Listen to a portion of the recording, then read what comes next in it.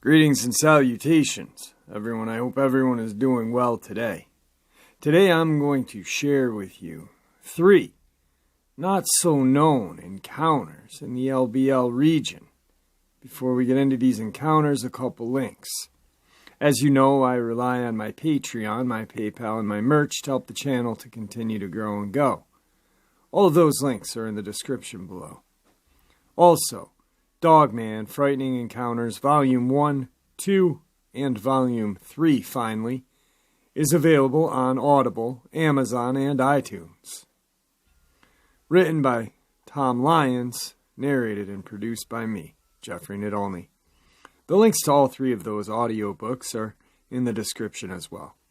Now, I've taken enough of your time. Let's get on with today's upload.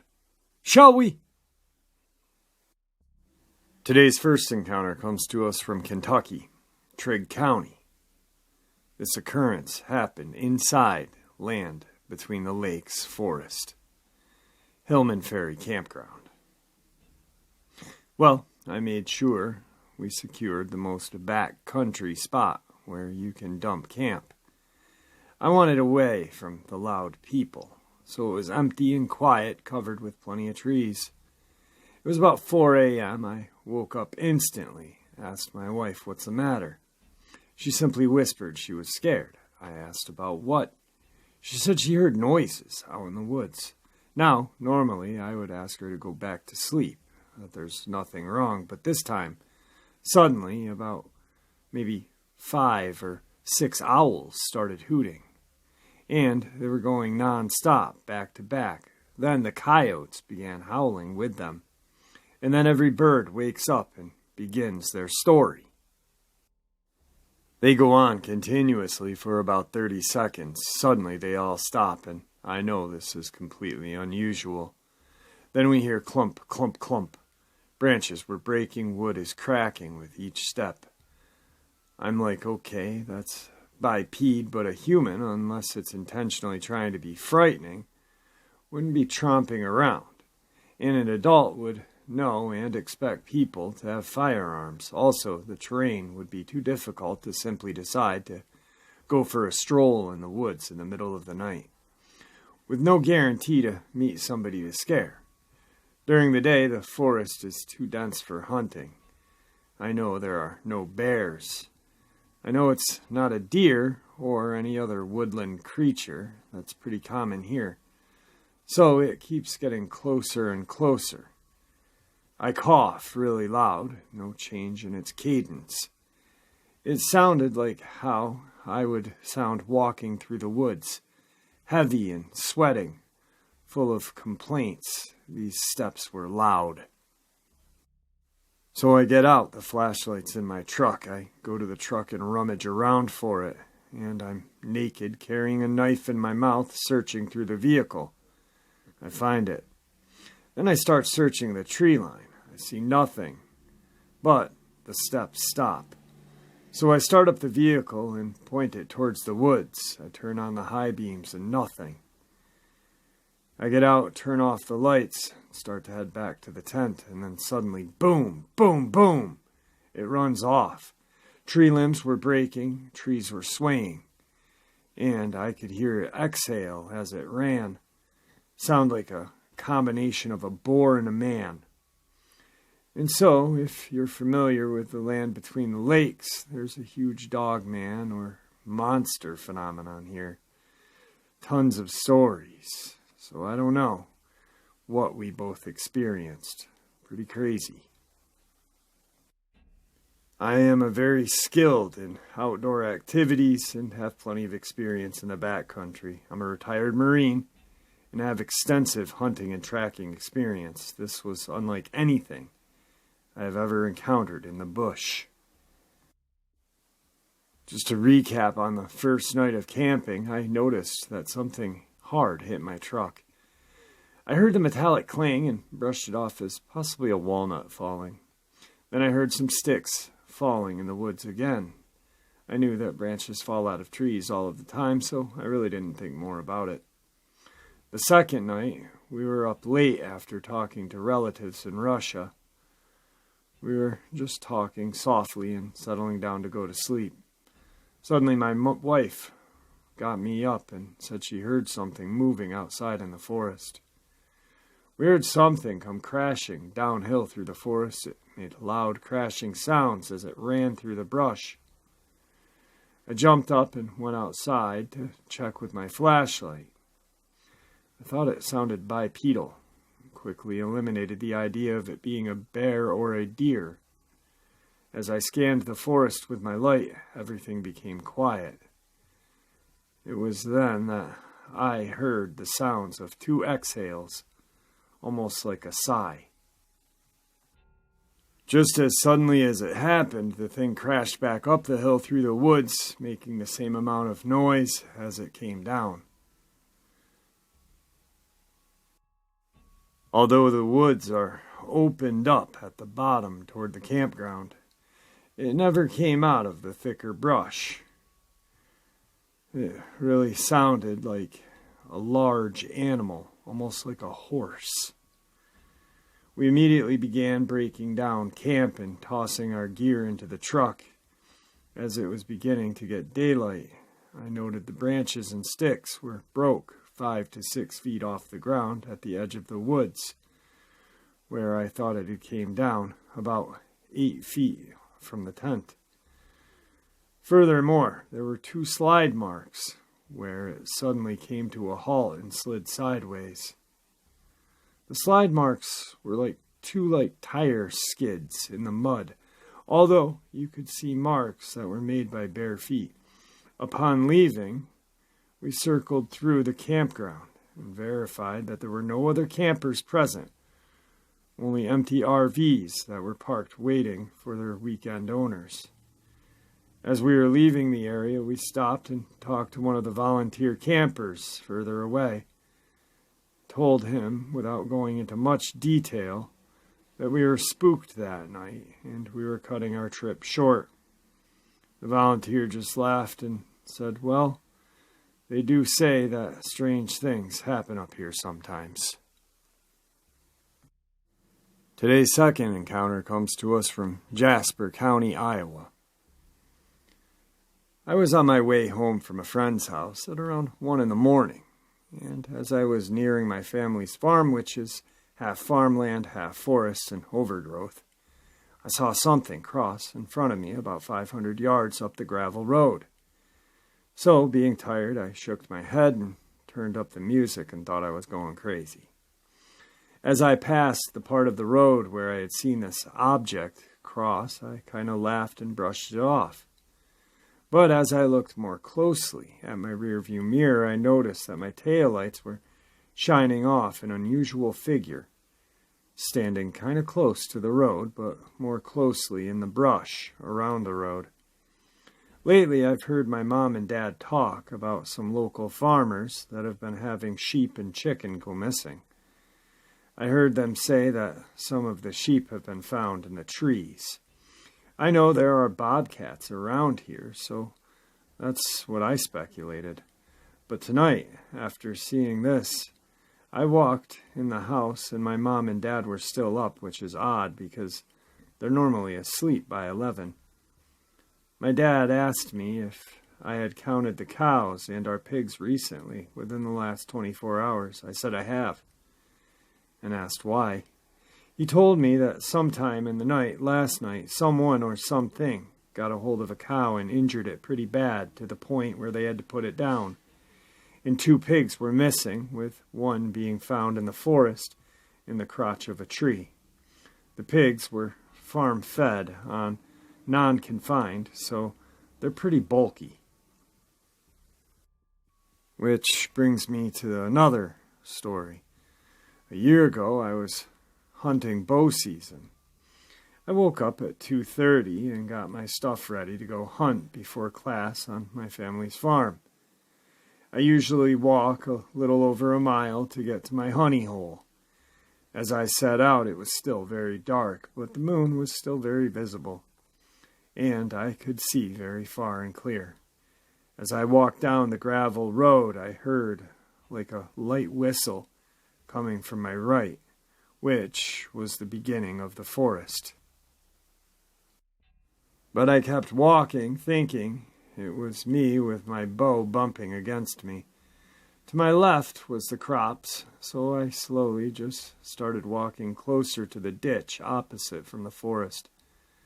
About 3:15 I was nearing the other edge of the forest, which is on the north side of our property. I opened the gate and started walking toward my tree stand and had my flashlight on red LED. I was almost to my stand when I heard another whistle sound. I stopped and slowly turned in all directions and saw nothing, so I continued to walk. When I finally found my stand and began to walk up the ladder, 10 minutes passed and I started smelling this foul odor, but just thought someone had hit a skunk on the highway about 3,000 yards away, and the smell was just heading my way now. Have you note that my stand faces north into the corn, in which I can see about a mile of open land, and my back facing the woods, about 50 yards from the clearing inside the forest.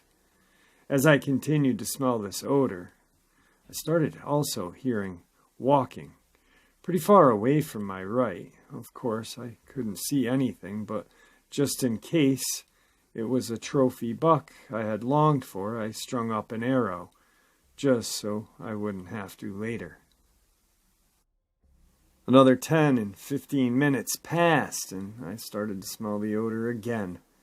So I plugged my nose with my fingers and started to listen closely, my surroundings. As I sat there, I heard another whistle from my right. Then, from my left, I heard a whistle that seemed to copy the first. I looked to my left. At about 60 yards away, I noticed a small figure crouched down. At first, I thought it was a stump that I had overlooked before, but as I looked closer, the moon kind of reflected a weird shine off the object. Then, as I was talking to myself into thinking it was just some weird growth, it stood up. My heart dropped into my stomach. I slowly looked to my right and saw a somewhat similar object that looked like it was already standing, about 4 feet tall, and the one on my left about 6 to 7 feet. I sat there, scared to death, when I don't know if stupidly or instinct kicked in, but I started yelling and stomping my feet on the metal stand, making some loud noises. I looked to my right just to see the object running east away from me at a very fast sprint. I looked to my left to see the other crouch back down, then pick up something and threw it at me. I'm not sure what it was. I only heard it land 30 yards from me. Then the object to my left let out a loud whistle, then a grunt. I was terrified. I started climbing down the ladder, grabbed my skinning knife, and ran to the cornfield as fast as I could. I ended up calling a friend and walking him up to get me, in a field very far from the forest. I told him about the situation, and he informed me about a year or two before that his dad had a similar run-in with a similar odd situation, and that his dad has not been hunting alone since. I've never been one to think anything about cryptids or creatures or whatever, but maybe I brushed it off last year because I was too scared, and that it was very early morning, and I could have been seeing things. But that last night made me think about a year before, and it kind of makes me scared to live where I live now. Humboldt County, Iowa.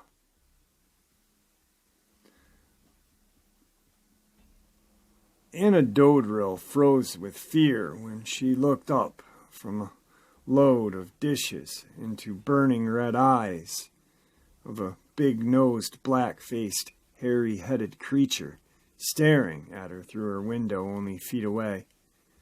Terror tied her tongue. Her brother, who earlier that evening, thought he had seen a large and hairy arm reach out from behind the cattle shed, sat at the table with a rifle ready.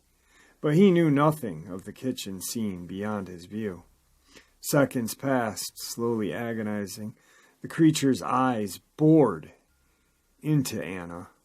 Frightened, as she had never been before, she blinked, but could not look away. After 3 minutes, Anna screamed. The creature, whatever it was, fled into the darkness outside of her farm home 3 miles northwest of there. It was the first time in my life I could not move, she states. When she saw that night may have been a beast rumored since July to be responsible for eerie night screams, broken fences, stampeded cattle, chewed up cats, mangled rabbits. The death of a dog whose neck had been broken while it was chained near the home of its master.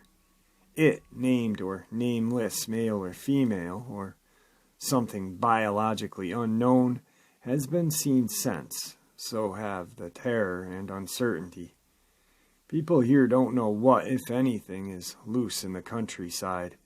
They don't know if they should lock their doors or laugh, buy weapons, or rein in their imaginations. They don't know many things about what has happened. All they know is something is different here, and they know many of them children will not walk along at night until they know more. Early September 12th, only 24 hours after the incident at the home of Anna and Jennings, the creature was sighted again. 18-year-old Robert Newell was dressing for work in a bedroom of his family's home, about 2 miles southwest of Oatson. From out of the backyard came a deep whining sound. No horse or pig could have made, Newell, a rock quarry worker, said later. He looked out the bedroom window toward the barn, located about 35 feet south of the house and illuminated by yard lights. Newell said he saw a tall, hairy, hunchback figure go into the barn. It jumped sideways into a manure spreader, got out and stood for a moment, then got into the grain spreader. Newell said the creature appeared to be looking for food. It then stood up in front of the barn for a short time, walked around a grain silo, and headed south into the recently harvested cornfield. This whole episode lasted for about 3.5 minutes. Newell states the creature was between 6 to 7 feet tall, black hair, and walked fast on its hind legs. The experiences that Anna and Newell had lasted the rash of such sightings that have occurred in and around Oatson during the past few months. Since mid-July, the Humboldt and Kossuth County Sheriff's Office have received numerous complaints from farmers and residents from Oatson, West Bend, and Humboldt area, who have seen a hairy, large creature or have been awakened by strange screams and eerie, high-pitched whistling. Many in the area believe the creature or creatures to be, well, they don't really know. There are those who adamantly disagree with a creature theory and explain the sightings as either an elaborate hoax or a figment of fertile imaginations. Whatever the case, the sightings have brought unusual pressures to the close-knit Humboldt County town of 135 people. Alberta Bennett, wife of Oatson Marshal Tom Bennett, said the situation has created a division in the town between believers and non-believers. It's left a strange feeling in our town. There has been the unusual humor that accompanies such sightings.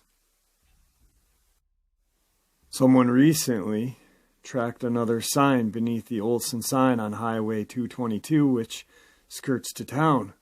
The new sign reads, Bigfoot Country. A letter received last week at the post office was addressed to Bigfoot Country. Then there was a fellow who walked into the post office wearing a monkey mask. but the humor is checked by the stories related to those who gathered at Twig's grocery store. There, in addition to stories of mutilated animals, residents talk about being awakened by eerie screams at night, footprints 2 hands wide by 3 hands long, of unusual feces found in Marilyn Shamer's lean-to, and of children so terrified by what they saw they can't sleep, and who for days wouldn't walk the town street, even in the daytime. One man who has heard all of these stories is Humboldt County Sheriff Marvin Anderson. I'll tell you, if you're a non-believer after you talk to a few folks, you have to believe there's something here. I think those people have seen something, but I don't know if it's a Bigfoot or what it is. Anderson was first called to Olson in July when 3 boys, the ages of 10 to 12, came home terrified from something they had seen near the sales barn on the edge of town. The boys had spied a cat that was bleeding and chased up a tree near the barn. We heard this scratching noise come from the building like something rubbing against it. We tossed a rock into the building. When the rock cracked against the floor, a face appeared in the window and quickly disappeared. The boys told the sheriff it was big, square, black head, flat nose, broad shoulders. The boys bolted for home, and the creature took off into the cornfield. When Sheriff Anderson arrived at Olson, he learned that this was not the first incident. Days earlier, one of Jan Henkin's daughters left home about 11 p.m. to go to her grandmother's house a block away. When the girl walked out of her grandmother's back door, she heard a noise and found herself face to face with a beast. She screamed and retreated back into the house, and she told her 2 uncles about the incident. About a half hour later, another of Henkin's daughter rode her bicycle uptown with 2 of her other friends. They beat it back home when they spotted a figure 5 feet tall standing in front of the vacant lumber building. Henkins said she and a friend, Pat Young, went up to the main street to see what had frightened the girls and saw a hairy head looking out of behind one of the buildings. They quickly returned home and sent Henkin's brother and a friend uptown with a dog. As the 2 men neared the building, they glimpsed what appeared to be a large animal. Yelping, the dog charged out from behind the building and headed near their home. Henkins said she saw the creature the following night. When she and Young left Young's home, they learned why dogs were barking and saw the creature about a block from the house. When the creature took a step toward them, they retreated towards home. After that experience, Henkin set her daughters to stay with her sister in Livermore for a couple of nights. My oldest daughter would wake up and just shake. For several nights after the reports of those sightings were publicized, Olson was deluged with hunters and curiosity seekers from as far away as Davenport. At night, the traffic on normally quiet streets was so heavy, one woman complained to the sheriff's office that she couldn't cross the street in front of her home. Sheriff Anderson, who sent 2 deputies to patrol the town for a few nights, said at least 1 pickup load of gun-toting hunters were sent home. The situation and ridicule many have received from skeptics have left Olson residents reluctant and embarrassed to discuss the sightings. People are afraid to say anything anymore, said Henkins, whose children and others have been ridiculed by classmates, but those who claim to have seen the beast remain adamant. I'm not a nut. I know what I saw. They ridicule about it until they are unlucky enough to see it themselves, Newell states. This past week, reports of unusual animal sounds were filled with the sheriff by 2 farmers east of Olson and by a family that lives northeast of Humboldt. In each case, farm dogs became restless and would not leave their yards to investigate. The postmaster, who has neither seen nor heard the animal, but sees and hears most of the residents on a daily basis, summed up local opinion this way. At first they thought it was a hoax, I think, but no, there has been so many classes of people's farmers, town people, who see it. They are taking it more seriously. All right, guys, there you have it. A terrifying, rather unknown or possibly unheard encounter from LBL, and a couple of encounters from Iowa. I hope you enjoyed these today. I know I enjoyed sharing them with you, and I want to thank everybody for all your support. I'll keep you guys in the mix of what's going on with the Travel Channel show. I actually talked with one of the researchers and the executive producer about the show and referred them to Victor. Victor actually spoke with them the other night, and it went fairly well. So he may be on the show as a special guest. I'm not really sure how that's going to work out, but I'll keep you guys in the loop. Thanks.